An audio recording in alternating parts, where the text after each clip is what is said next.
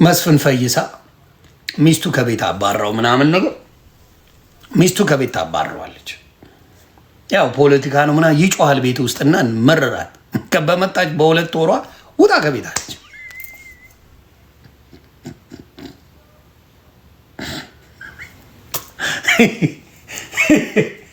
ከቤት ስታባረው በህይወት የማረሳው ጭቦቴ ነው እና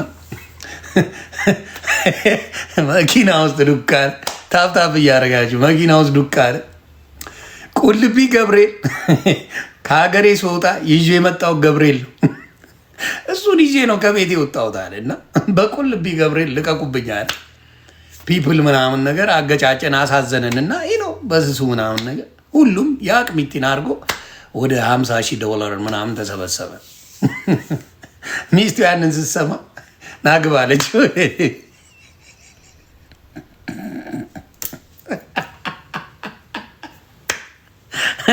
50,000 ስታየው አዲስ ናት፣ ለሀገሩ ቻፓ የላትም፣ የምትኖርበት የለም። በቃ ናግባ አለችው። አዲስ መኪና ተገዛ፣ ገባ ቤት። ከዛ በኋላ ቤት ውስጥ ገብቶ የጀመረውን ፖለቲካ ቀጠለ።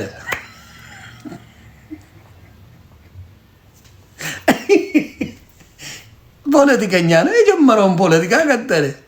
አንተ 50 ጉራሽ ብራችንን አምጣ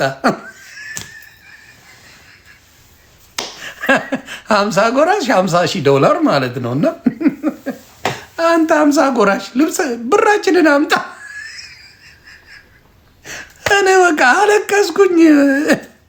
እና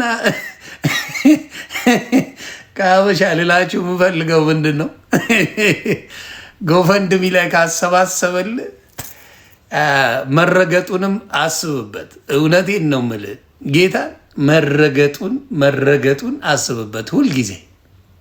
ሁልጊዜ ትረገጣለህ። ሁልጊዜ ምን ያደርግሃል?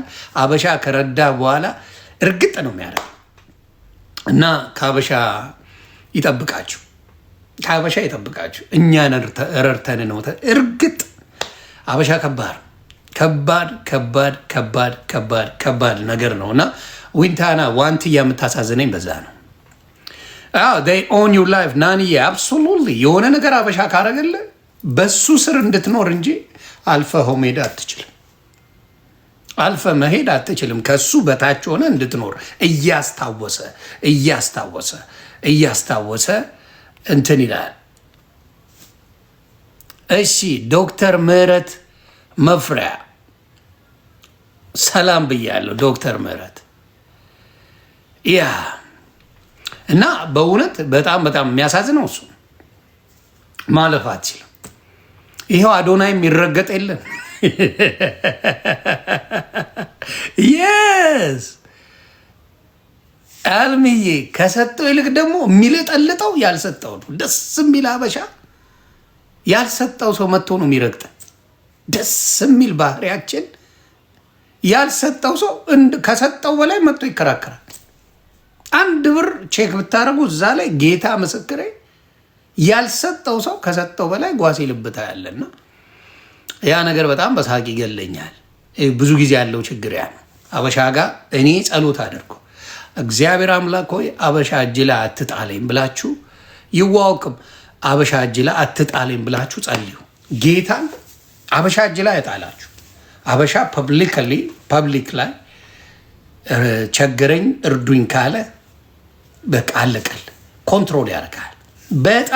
በጣም ለማናችሁም የምነግረው ከአቅማችሁ በላይም ቢሆን የሚጸጸት ነው። እንዴት ቲና አስታውሳለሁ። ቲና እህታችን ኩላሊቷ ምናምን በጣም ችግር ውስጥ ነበረችና ቤቷ ሲሄዱ ፍሪጅ አዩ።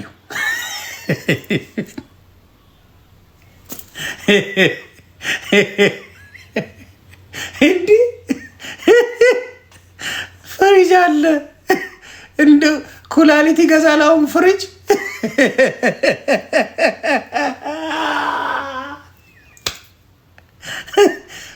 አለ ተብላ ስትረገጥ ነበርና አይ ጌታ ሆይ የኛ ሰው